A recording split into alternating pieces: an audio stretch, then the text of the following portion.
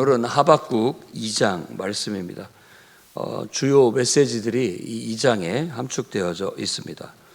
일단 어제 말씀 1장에서는 하나님께 대한 탄원, 곧 질문으로 시작됩니다. 그러니까 그냥 단순하게 얘기한다면 하나님 언제 이 악을 멸하시겠습니까? 악인을 벌하시겠습니까? 어떤 그런 질문입니다. 언제 의인을 구원하시겠습니까? 하는 그런 탄식 섞인 기도였습니다.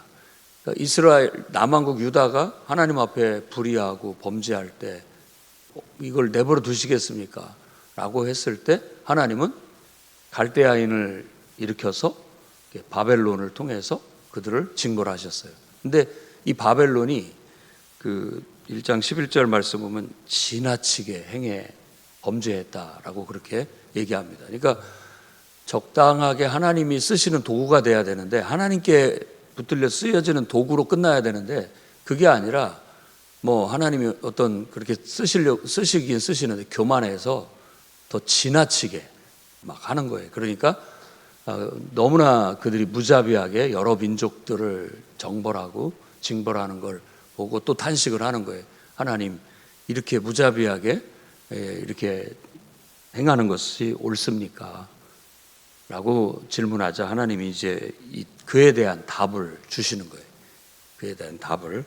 그래서 하나님은 반드시 그들을 징벌하실 것이다 라고 하는 응답을 주십니다. 그래서 1절에서부터 3절까지 말씀이 바로 그거예요. 근데 이제 이 기도자 하박국은 이렇게 얘기하면, 내가 파수하는 곳에 서며 성루에 서리라. 왜? 이거 은유적으로 얘기하는 거예요. 나는 하나님의 응답을 기다리겠다, 이런 말이에요. 파수하는 곳에 서서, 성루에 서서 이렇게 언제나 주님의 응답이 오나 이렇게 바라보고 있겠다라고 하는 그런 은유적인 표현을 쓰고 있는 거죠. 그래서 오직 의인은 믿음으로 말미암아 살리라는 말과 이게 앞뒤가 이렇게 맞아가는 겁니다. 똑같은 얘기예요. 그러니까 믿음을 갖고 하나님을 기다리겠다, 하나님을 신뢰하고 나는 주님이 역사하실 것을 기다리고 고대하고 바라고 있겠다라는 거죠. 그러니까 오늘날 예수님의 재림을 기다리고 하나님 나라를 소망 삼고 살아가는 모든 사람들도 어쩌면 이렇게 파수하는 곳에 서서 언제 주님이 오시려나, 그런 어떤 기다리는 마음으로 하루하루를 살아가는 겁니다. 그래서 재림신앙이라고 하죠. 예수님이 언제 오시려나 하는 그런 기다리는 마음으로 신앙생활을 하는 것. 그래서 지나치지 않는 것.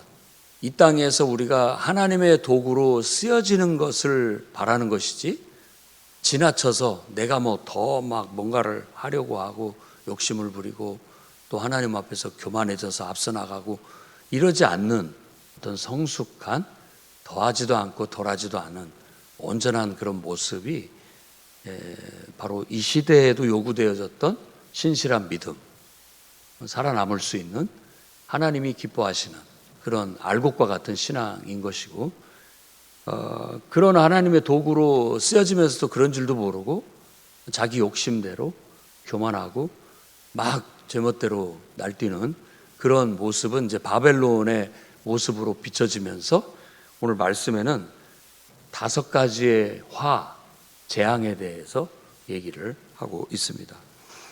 일단 하나님께서 응답으로 주신 것은, 하나님께서 대답을 해주시는데 뭐냐면 그 묵시라는 건 다시 말한다면 하나님께서 환상 중에 보여주신 말씀, 메시지를 말하는 거예요. 하존이라고 해서 하나님이 마음속에 음성으로, 마음속에 깨달음으로 주신 그런 말씀을 묵시라고 하는 겁니다.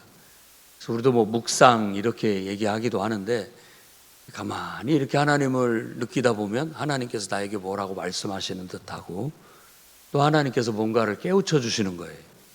인간은 굉장히 취약합니다. 어리석어요. 근데 그걸 어떻게 보면 나만 모르는 경우가 많죠. 나만 몰라요. 왜냐하면 우리는 눈에 보이는 것만 보고 살잖아요. 내 뒤에, 뒷꼭지에 뭐가 붙었는지, 내 등에 뭐가 붙었는지 몰라요. 알 수가 없죠. 볼 수가 없는데 어떻게 압니까?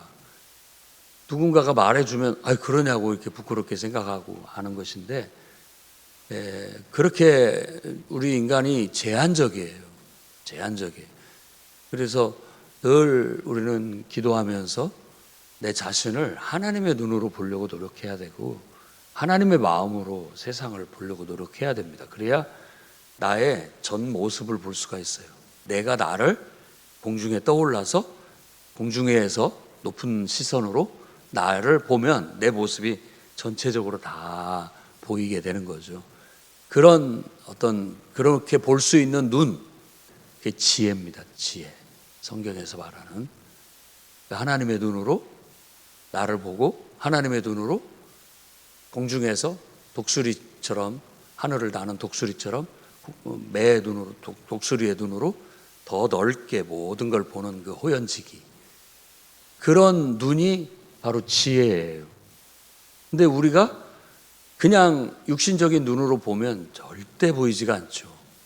내가 눈에 보이는 것만 보게 되니까 그것에 의해서 판단을 하게 되는데, 우리가 묵상을 하고 기도를 하고 하나님의 임재 속에서 하나님의 눈으로 나를 보게 되고 세상을 보게 되면 내가 볼 수 없었던, 평상시 보지 못했던 것들을 보게 되고 깨닫게 되는 겁니다.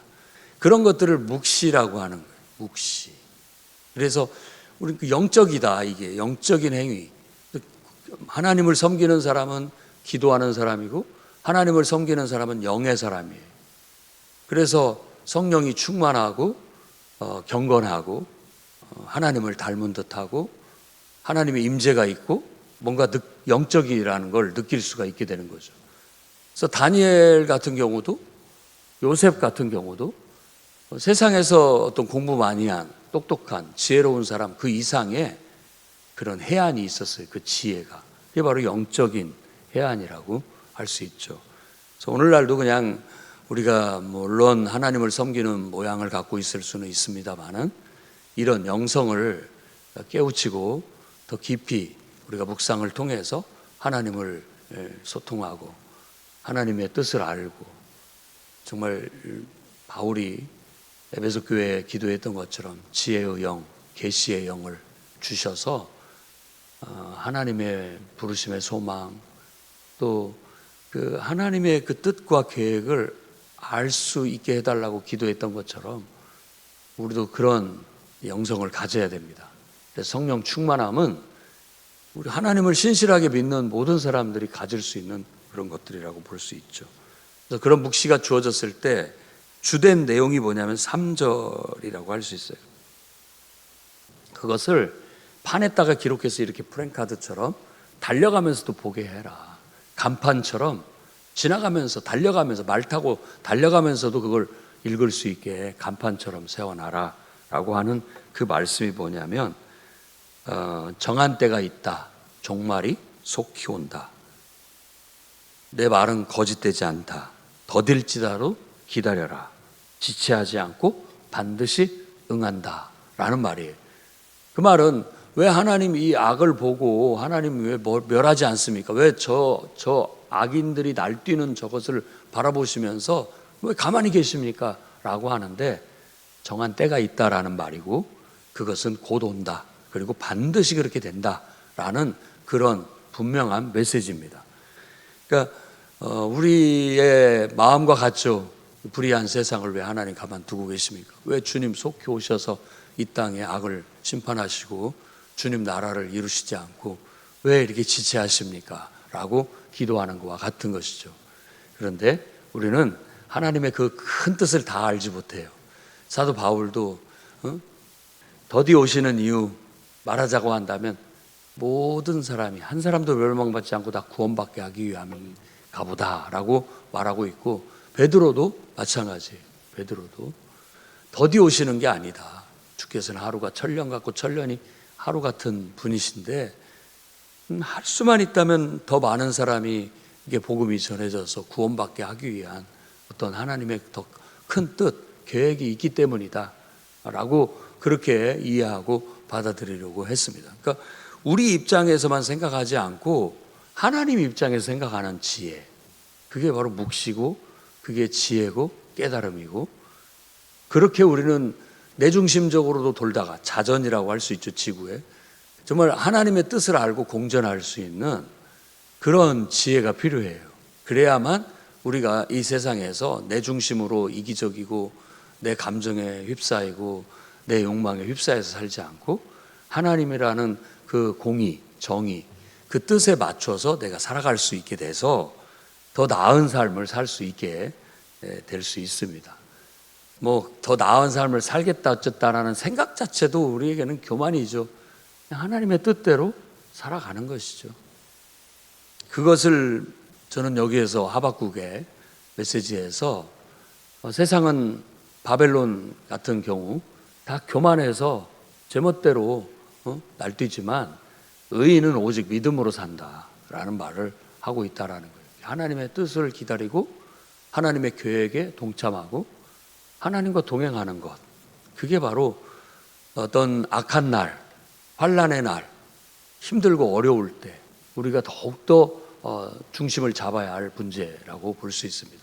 그래서 가끔 가다 보면 우리가 뭐 이렇게 하면 더 잘 될 것이다, 방법적인 면, 또 이런 환경이면 더 좋을 것이다, 환경적인 면, 이게 이성적으로 이론적으로는 다 맞는 말이지만 어떤 경우에는 그것을 초월하는 것이 있어요. 그게 바로 하나님의 뜻과 계획이죠.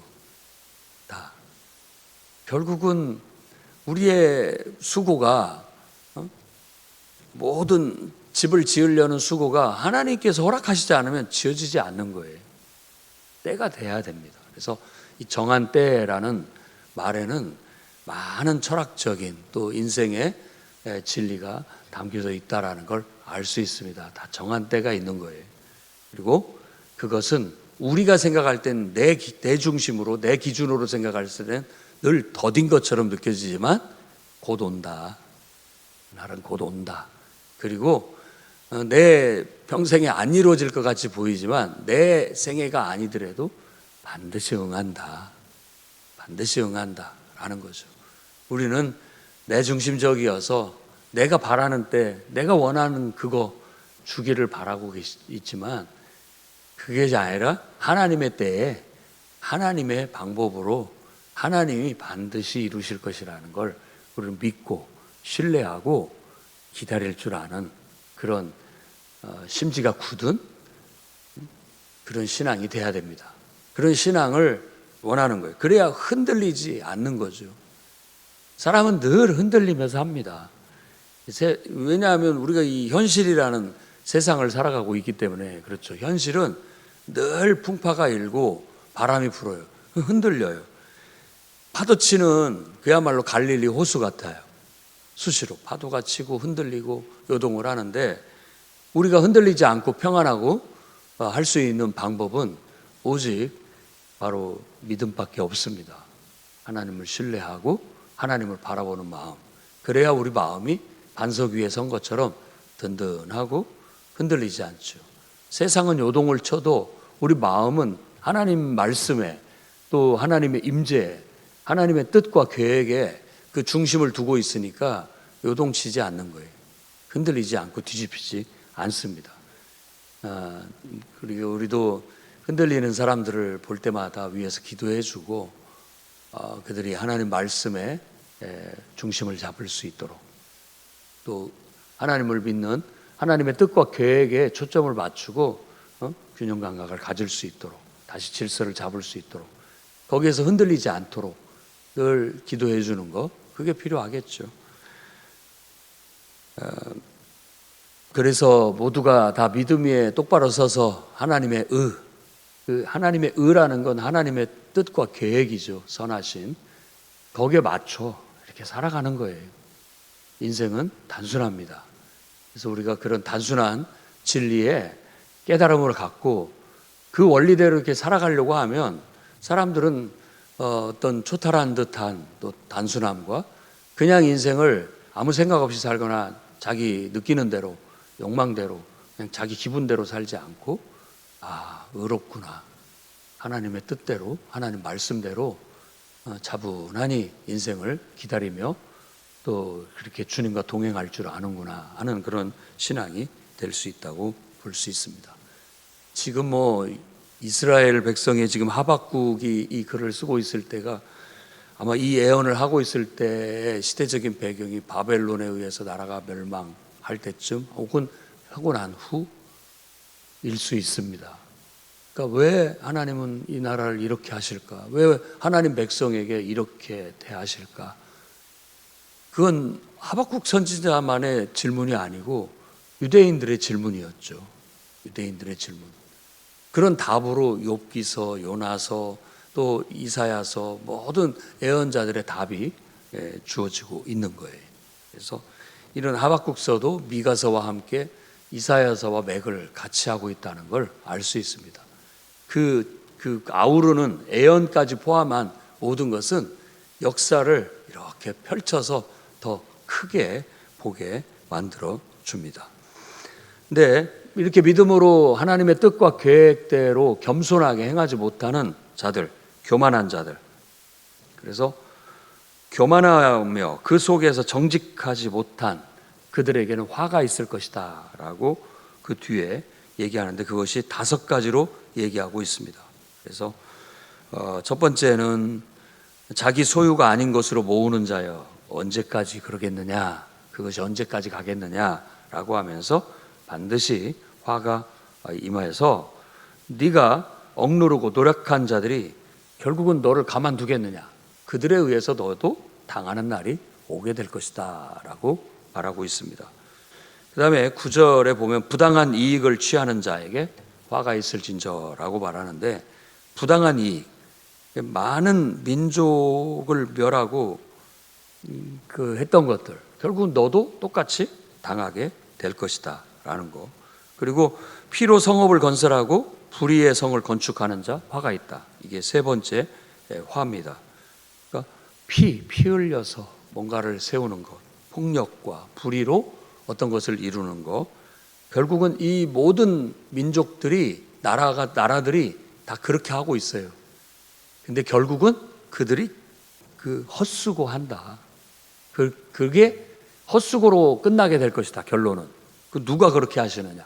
여호와 하나님, 창조주 하나님이 결국은 이 민족과 나라들 모두가 피와 그러니까 폭력과 어떤 힘의 논리와 부의 논리로 세상을 좌지우지하고 통치하고 있는데 언젠간 그 모든 것들이 다 허망하게 무너지고 끝나게 될 것이다. 호사를 경황하게 하실 것이다 라는 그런 잠언서 말씀처럼 얘기를 합니다.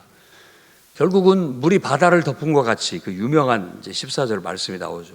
물이 바다를 덮은 것 같이 여호와의 영광을 인정하는 것이 온 세상에 가득하기 때문이다. 이유를 그렇게 얘기하는 거예요. 결국 하나님의 뜻은 온 세상에 이루어지게 될 것이고 세상이 경영하는 그 경영은 다 허사로, 헛된 수고로 끝나고 말 것이다 라는 거예요. 어쩌면 우리가 좀 지혜를 가질 필요가 있어요. 흔들어서 우리 잠을 깨우듯이 우리의 눈을 지금 뭐가 잘못 보이고 있는 것을 빨리 깨우쳐야 됩니다. 우리는 세상에 가는 힘을 쫓아가고 부를 쫓아가고 어떤 막 그럴싸한 어떤 영광들을 쫓아가지만 사실은 물거품 같은 거고요. 진리는 하나님의 뜻 안에서 하나님의 뜻을 이루고 하나님과 동행하는 데 있어요. 그게 영원한 것입니다. 보이는 것은 영원하지가 않아요. 보이지 않는 것이 영원한 거예요. 보이는 것은 다 보이지 않는 것으로 말미암아 된 거예요. 근데 우리가 진리를 깨달아야 할 필요가 있다라는 거예요. 결국 여호와를 인정하는 것이 불이 바다를 덮은 것 같이 언젠가는 꽉 찰 날이 오게 될 것이다 라는 유명한 이런 비전을 얘기했고, 우리가 이 하박국 2장 이제 4절 그리고 또 2장 14절 이 유명한 것이 노래 때문에 그렇죠.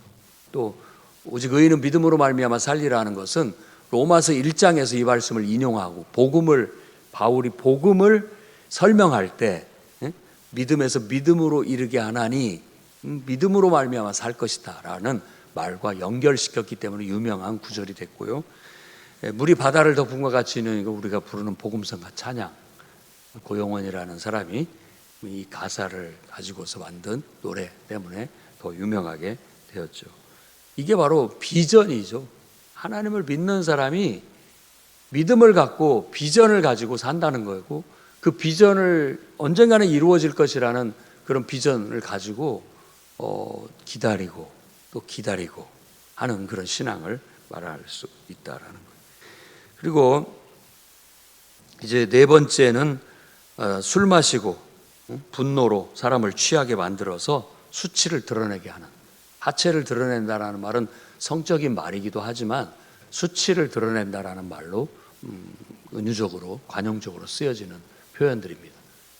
남의 허물 또 남의 부끄러운 거, 감춰져야 할 부분들을 들춰내는 거, 그 좋은 게 아닙니다. 좋은 거 아니에요. 하나님이 하라고 하실 때 외에는 우리가 그것을 어떤 기쁜 마음으로 또 즐거움으로 그런 버릇을 하는 것은 좋지 않습니다. 그래서 뭐 건전한 비판, 건전한 비난 다 좋지만 세상 사람들이 다 비난하고 비판한다고 해보세요. 못 삽니다. 재미도 없고. 그런 분위기 속에서 누가 살려고 합니까? 가능한 한 좀 격려하고 위로하고 이런 분위기를 더 원하지, 누가 틈만 나면 트집 잡고 비난하고 불평하고 이런 분위기 속에서 누가 살고 싶어 하겠습니까? 부모된 입장에서도 자녀들한테 너무 잔소리하는 거, 애들이 싫어하는 건 뭐 뻔할 뻔짜 아닙니까? 다 그렇죠. 할 수만 있다면 격려로 말해주고 권면으로 위해서 늘 기도해주고 진실한 사랑이 느껴질 수 있게 해준다면 좋겠는데, 그게 어려워서 쉽게 잘 안 돼서 문제죠. 왜냐하면 부모도 이 한 눈꺼풀을 벗겨내야만 돼요. 안 그러면 진리로 행하지 못합니다. 그게 껴있기 때문에 화가 나고, 그게 껴있기 때문에 그렇게 말이 나가고, 그렇게 껴있기 때문에 그렇게 행동이 되질 수밖에 없는 것이죠. 그게 끊임없는 영적 싸움인 것 같아요. 싸워야 됩니다. 근데 자꾸만 사람들을 이렇게 뭔가에 취하게 만들고, 욕망에 취하게 만들고, 또 막 충동질해가지고 화내게 만들어가지고 뭔가를 하라는 거. 그래서 그런 것들은 악하다라고 말하고 있어요. 결국 너도 똑같이 벌거벗겨져서 수치를 당하게 될 것이다 라고 말하는 거예요. 특히 이런 모든 말들이 지금 시대나 옛날 시대나 정치하는 사람들, 지도자들에게 해당되는 말인 경우가 많습니다. 지금도 정치하는 사람들은 어떻게든지 남의 그 부끄러운 수치를 드러내서 남을 찌그러뜨리고 자기가 그 위에 서려고 하는데, 이렇게 조금만 몇 년 뒤만 달아보면 자기도 그렇게 벌거벗겨질 거예요. 똑같은 수치를 당하게 될 거라는 건 너무나도 당연한 일이죠. 그런데도 우선 자기가 권력을 잡고 싶어서 그렇게들 합니다.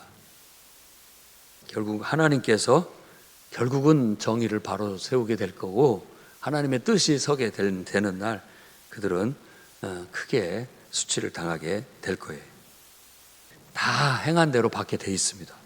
그리고 마지막 화는 우상에 대한 얘기입니다. 그것은 우상은 아무것도 아니다. 자꾸 우상한테 아무것도 아닌데 거기다 생명을 불어넣고 말하라고 하고 이러는데, 그것은 생기가 없다. 거짓된 것에 불과하다.